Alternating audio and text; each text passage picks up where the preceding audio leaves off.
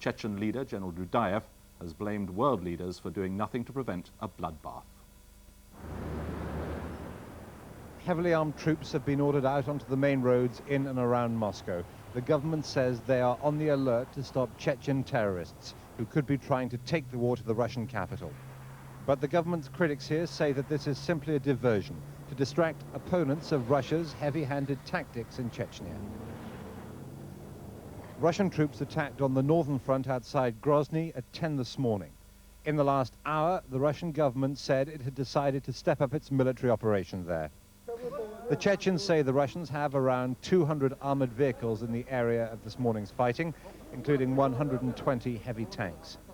Chechen fighters, members of the so-called People's Volunteer Corps, have been sent as reinforcements.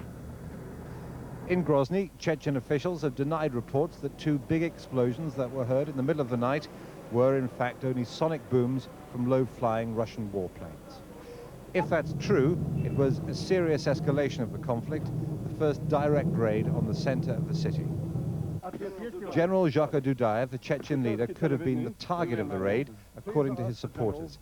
He lives near the place the bombs landed, and his tank regiment is said to have been targeted as well.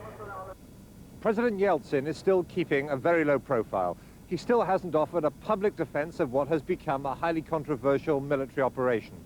Any thought of a short, sharp victory in Chechnya seems to have disappeared, and there's now so much criticism from people who are normally President Yeltsin's allies that this affair might be causing him permanent political damage. Jeremy Bowen, BBC News, Moscow. The agriculture